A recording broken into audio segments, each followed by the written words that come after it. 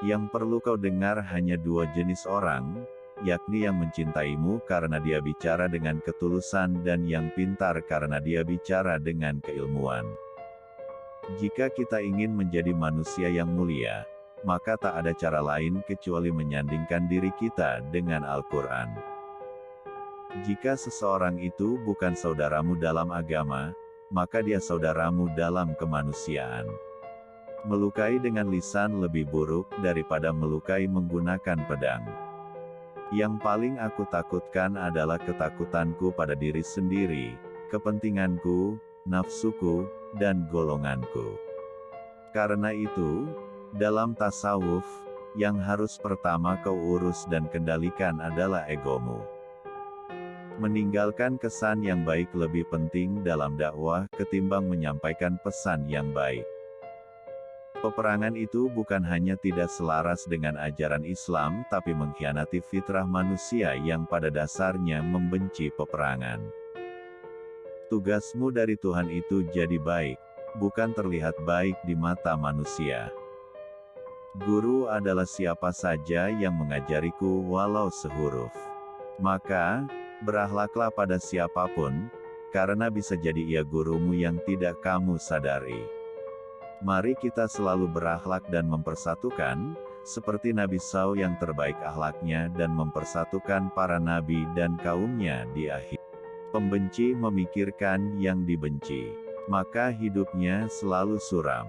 Pecinta memikirkan yang dicinta, maka hidupnya selalu cerah. Terlihat buruk di mata manusia padahal baik di matanya, itu cobaan yang akan jadi pahala besar. Ibadah adalah seni merayu Tuhan untuk mengetuk pintu hatinya. Begitu seseorang merasa pintar, maka saat itu ia berarti bodoh. Sebagaimana begitu seseorang merasa suci, saat itu ia sedang kotor. Karena Islam seperti gelas bening yang saat diisi kopi ia seolah hitam dan saat diisi jeruk seolah kuning, padahal ia tetap bening.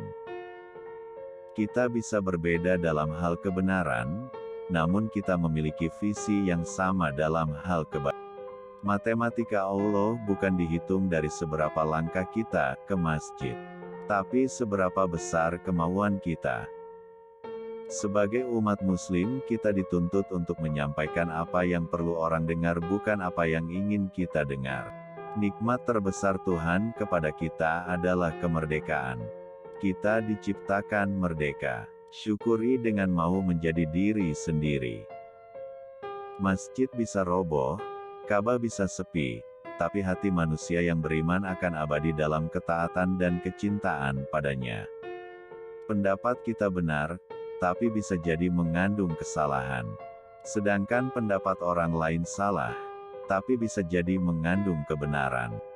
Sejatinya menghadap kemanapun, kita melihat kebesaran Allah yang membuat kita menyebut namanya. Bukan hanya di Ka'bah, tapi juga di gubuk-gubuk orang miskin, di rumah-rumah yatim, bahkan di lembaga pemasyarakatan. Terorisme itu nyata, ia membunuh, ia membakar rumah ibadah. Sesedikit apapun teroris itu, mereka mengerikan. Karena jelas kata Quran, satu nyawa dibunuh tanpa alasan benar, seperti membunuh seluruh umat manusia. Seringkali kita mengkambing hitamkan orang lain atau sesuatu di luar diri kita. Padahal yang bermasalah adalah diri kita sendiri. Begitu pula kadang kita mencari solusi di luar diri. Padahal solusi itu sebenarnya ada dalam diri. Ibarat kata dalam satu taman, semua bunga layu dan masih ada satu yang masih hidup. Ingin fokus kembangkan ke satu yang masih hidup, ketimbang meratapi dan menghakimi yang mati. Minimal bencilah kemaksiatan meskipun kita masih menjadi bagian dari orang-orang yang bermaksiat.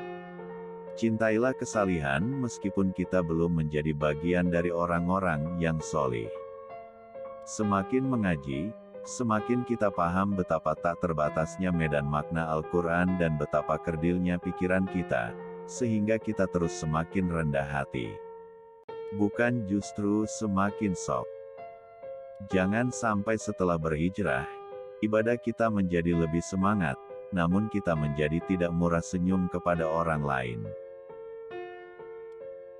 Pertanyaannya, dulu agama turun untuk mendamaikan, sekarang kok justru agama menjadi sumber kegaduhan? Semua musik yang mengajak kepada nilai-nilai luhur, kemanusiaan, perdamaian, ketulusan, cinta, kesetiaan, dan lain-lain itu termasuk musik yang baik. Jangan lupa like, comment, and subscribe dan tunggu video selanjutnya.